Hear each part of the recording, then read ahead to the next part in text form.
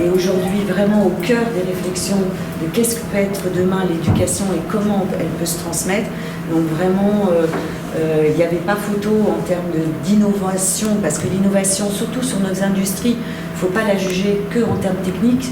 Très longtemps, on était là, est-ce que tu inventes un nouveau moteur, est-ce que tu as un brevet, est-ce que tu... Voilà. Et nous, il faut qu'on travaille beaucoup plus pour dire, attendez, la culture, les industries créatives, l'innovation, elle est dans l'usage, elle est dans l'expérience, donc utilisateur.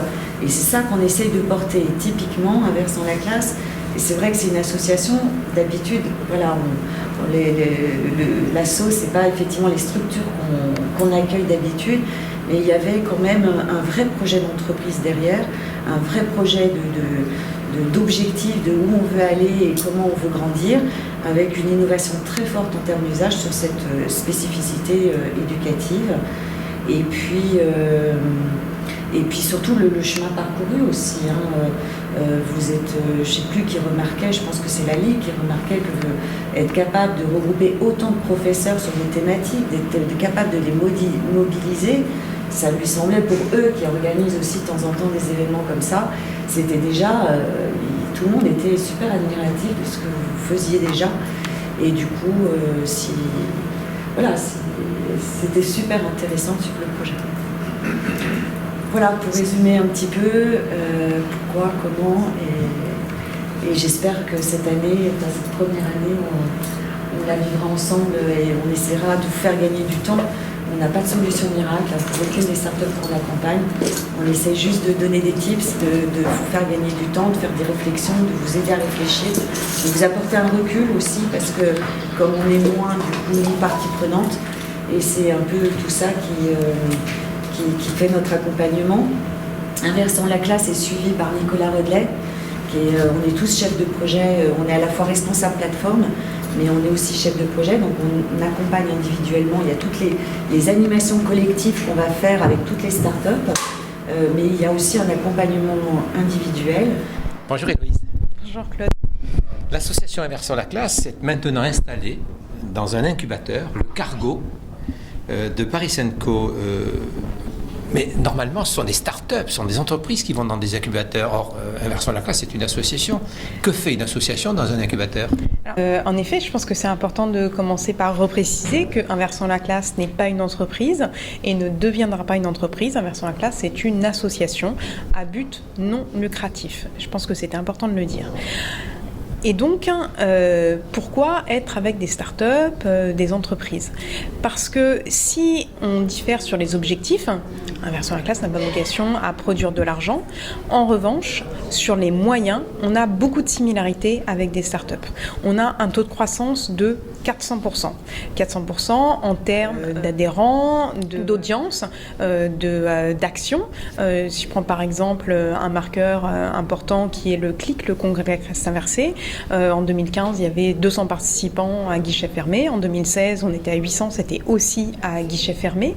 Et donc, cette croissance absolument exponentielle, elle pose des problématiques bien spécifiques à comment est-ce qu'on se développe aussi rapidement, qui sont exactement celles que l'on retrouve dans une start-up.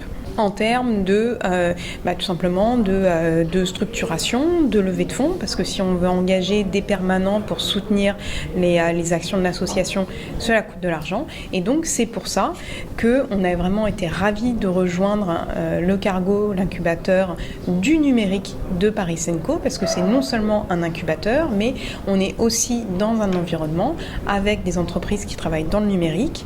Et j'en profite pour dire tout le bien que je pense du fait que ces incubateurs s'intéressent aussi à des gens comme nous. On est la seule association qui a été sélectionnée parmi de nombreux candidats pour faire partie du Cargo, tout simplement parce que le fait d'avoir un impact sur le décrochage, ça a un impact économique. Il faut rappeler, je pense que le coût d'un décrocheur évalué par le ministère de l'Éducation nationale, c'est 240 000 € pour la collectivité.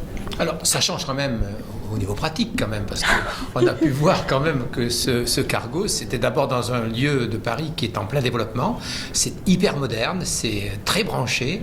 Il y a beaucoup de gens qui circulent et c'est surtout des jeunes Mais concrètement, ça change quoi pour l'association ? Ça change beaucoup de choses. Je pense que c'est aussi l'occasion de remercier aussi la ville de Paris, la maison des associations qui nous avait soutenus, puisque notre local précédent était en fait à la conserve, c'était une pépinière associative. Qu'est-ce que ça change concrètement ? Le fait qu'on peut venir travailler toute la nuit si on en a envie. Comme à 42, les étudiants viennent jour et nuit, disent-ils. Et c'est ça. Donc le fait qu'on a des locaux en plus dans un lieu emblématique, ça nous donne aussi une visibilité, c'est aussi une reconnaissance. Et puis c'est tout simplement, on est dans un incubateur, ça veut dire qu'on est accompagné, ça veut dire qu'on va être aidé sur tout ce qui est justement la structuration de notre développement. On nous propose des formations, on nous propose aussi de la mise en réseau pour nous aider dans le développement de partenariats, de recherche de fonds. Et tout ça, c'est vraiment des choses qui sont absolument cruciales, encore une fois, pour soutenir l'action de tous les membres d'Inversion la classe au quotidien, dans les académies et à l'international. Et les personnels qui travaillent pour l'association Inversion la classe travaillent dans de meilleures conditions quand même, il faut le dire. Oui, effectivement, c'est vraiment des conditions de travail idéales, et puis encore une fois dans un environnement où on rencontre d'autres gens dynamiques, intéressés par ce qu'ils font et qui s'intéressent aux problématiques de l'impact du numérique sur la société.